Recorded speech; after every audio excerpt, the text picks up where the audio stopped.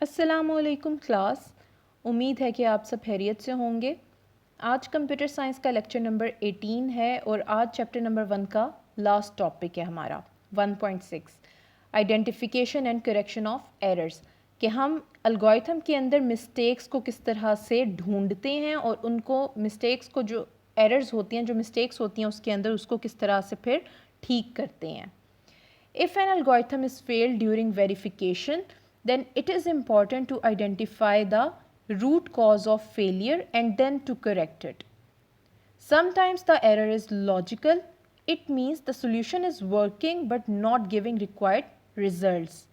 For example, to recruit students for our school volleyball team, we need students having height between 144 centimeter and 164 centimeter. To count qualified students, we develop the following algorithm.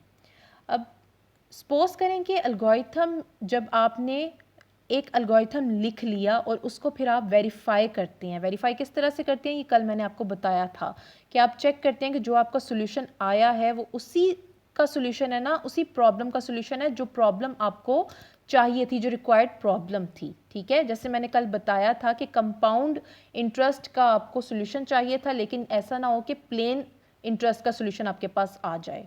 तो जो required problem होगी उसी का solution हो, ये इस चीज़ को कहते हैं वेरिफिकेशन। तो अगर तो वेरिफिकेशन के दौरान अलगोरिथम जो है वो फेल कर जाए, उसमें कोई एरर आ जाए, वेरिफिकेशन जो है वो गलत हो जाए, तो फिर क्या होगा कि उस फेलियर का, कि अलगोरिथम जो फेल कर गया उसका फिर आप रूट कॉज देखते हैं, यानी उसकी रीज़न को देखते हैं कि कहाँ से उसमें जो है ख़राबी आ गई है, और फिर हम उस एरर को, जो भी मिस्टेक्स उसमें मौजूद होंगी, फेलियर की जो वजह होगी, उसको फिर हम ठीक करने की कोशिश करते हैं। तो अक्सर ऐसा होता है कि एरर्स जो होते हैं अलगोरिथम के अंदर वो लॉजिकल होते हैं। लॉजिकल एरर कौन से एरर है? ऐसे एरर्स जो कि जिनका सोल्यूशन जो है वो काम तो कर रहा होता है, लेकिन वो रिक्वायर्ड रिजल्ट के मुताबिक, यानी कि जो हमें आउटपुट एट द एंड चाहिए होती है उसके मुताबिक वो उसको सेटिस्फाई नहीं कर रहा होता। ठीक है, तो इस किस्म के जो लॉजिकल एरर्स होते हैं, अब उसकी आपको एक नीचे एग्जाम्पल दी हुई है, उसके ज़रिए आपको पता चल जाएगा कि यहाँ पर एक अलगोरिथम है।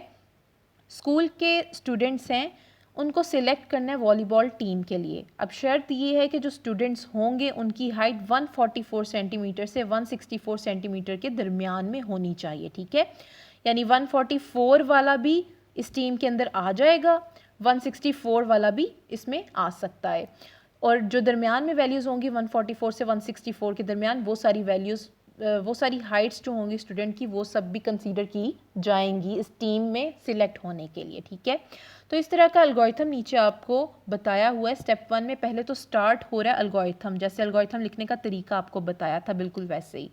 स्टेप 2 में अब क्या कर रहा है वो, सेट काउंट टू 0, काउंट को वैल्यू साइन कर रहा है 0। अभी काउंट का मतलब होता है कि वो वैल्यूज़ को काउंट करेगा, स्टूडेंट्स को वो काउंट करेगा कि कितने स्टूडेंट्स जो हैं उनकी हाइट इस रेंज को सेटिस्फाई कर रही है। ठीक है, तो सबसे पहले 0 वैल्यू असाइन कर देंगे, क्योंकि इसको कुछ ना कुछ वैल्यू जो है इनिशियलाइज करवाना पड़ता है किसी वैल्यू के ज़रिए, ताकि वो फिर 0 के बाद अगली वैल्यू से स्टार्ट हो, चलना शुरू हो।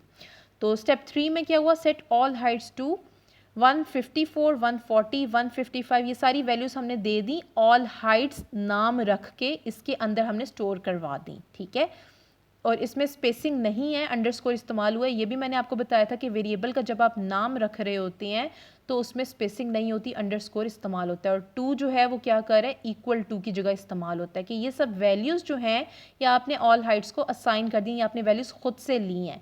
ऐसी वैल्यूज़ जो कि 144 और 164 की रेंज के दरमियान में या आगे पीछे ही आ रही होंगी, और इसको फिर चेक किया जाएगा कि इन दोनों के दरमियान में ही हाइट्स आनी चाहिए। ठीक है, अब स्टेप 4 में क्या हो रहा है, for each height in the list all Heights, कि ऑल हाइट्स जिस जो नाम आपने रखा वेरिएबल का और इसके अंदर जो ये सारी वैल्यू स्टोर करवा दी हैं, अब एक एक हाइट को चेक किया जाएगा फॉर लूप लगा के। किस तरह से चेक किया जाएगा, स्टेप 5 में अब ये इफ़ की कंडीशन लगी है, if height is greater than 144 and height is less than equal to 164, then set count to count plus 1, यानी कि अगर तो हाइट जो है वो 144 से बड़ी है, ठीक है, यानी 145 से शुरू हो रही है, 145 सेंटीमीटर से, क्योंकि यहाँ ग्रेटर देन का साइन है, इक्वल का साइन नहीं है नीचे। And height is less than equal to 164। अब 164 जो है उससे छोटी भी होनी चाहिए और उसके इक्वल भी हो सकती है हाइट। तो ये कह रही हैं कि अगर तो 145 से लेकर 164 तक इसके दरमियान में या ये दोनों वैल्यूज़ भी हो सकती हैं जो बाउंड्री की वैल्यूज़ हैं, तो फिर सेट कर दो। अगर ये ट्रू हो जाता है तो सेट कर दो काउंट को, यानी कि 0 जो है उसमें 1 प्लस कर दो, यानी 0 की वैल्यू चेंज करके फिर 1 कर दो। अगर तो पहली दफ़ा वो लूप चलता है तो ठीक है, फिर सेकेंड टाइम चलेगा तो उसमें 1 मज़ीद इंक्रीमेंट होकर 2 हो जाएगा, फिर अगले लूप में 3 हो जाएगी वैल्यू, फिर 4 हो जाएगी, इस तरह इंक्रीमेंट होता जाएगा। और आउटपुट एट दी एंड जो है वो काउंट डिस्प्ले करवा दो, यानी काउंट में फिर जितनी वैल्यू स्टोर हो चुकी होंगी स्टूडेंट्स की, यानी जितने स्टूडेंट सिलेक्ट हो चुके होंगे वो फिर प्रिंट करवा दो और फिर ये स्टॉप करवा दो। अब इसमें एक मिस्टेक थी, क्योंकि हमें वैल्यू चाहिए 144 से 164 के दरमियान में, और 144 वाला भी इस टीम में आ सकता है और 164 हाइट वाला भी इस टीम में आ सकता है। लेकिन स्टेप 5 में क्या हो रहा था, नीचे आपको बताया है, the above algorithm works but does not count all students. There is a deliberate error on step 5. The symbol greater than has been used instead of greater than equal to before the number 144. So the students having height 144 centimeter will not be counted. This is a logical error. We can identify this type of errors using a trace table as discussed below. अब इसमें error वो ये बता रहा है कि step number 5 जो है आपके पास कौन सा है, ये वाला स्टेप 5। इसमें क्या एरर है कि आपको हाइट असल में चाहिए थी 144 से 164 के दरमियान में, और आपको 144 और 164 भी चाहिए थी बाउंड्री वैल्यूज़, यानी ये दोनों स्टूडेंट्स भी कंसीडर किए जा सकते हैं वॉलीबॉल टीम के लिए। लेकिन अब इसमें क्या हो रहा है कि इसमें ग्रेटर देन 144 वैल्यू आपने दी है, इसमें इक्वल टू भी होना चाहिए था ताकि 144 हाइट वाला भी इस टीम के अंदर आ सके। लेकिन ये क्या कर रहा है कि 145 से हाइट को शुरू कर रहा है, क्योंकि 144 के साथ इक्वल का साइन नहीं लगाया गया।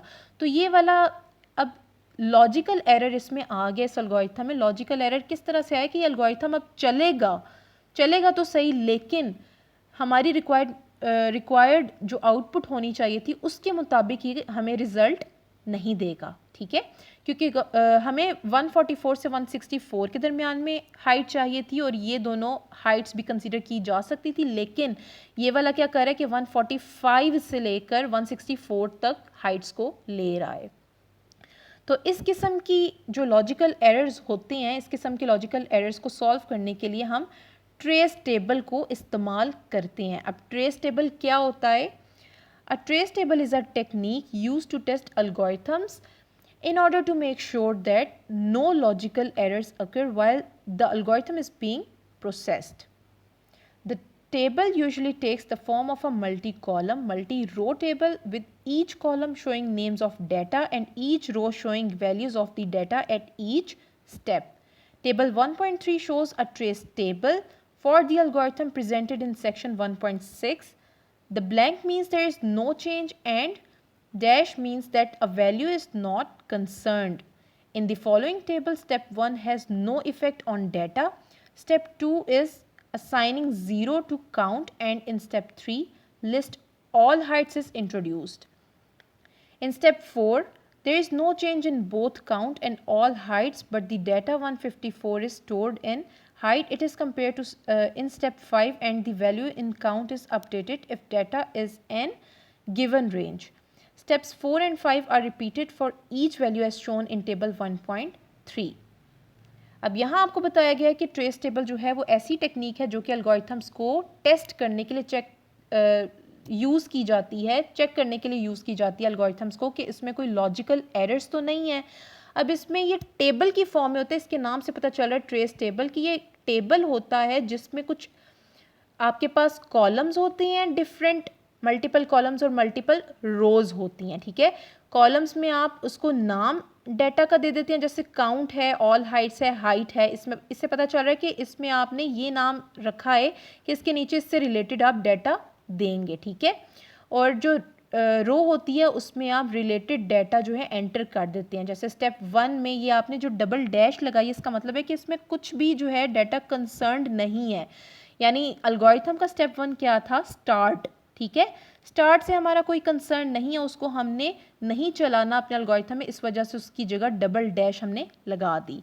और स्टेप 2 में फिर ज़ीरो क्यों दिया? क्योंकि काउंट को आपने उसकी वैल्यू दे दी थी ज़ीरो। तो इस तरह से अब ये वर्किंग बता रहा है सारी कि ये ट्रेस टेबल किस तरह से चलेगा।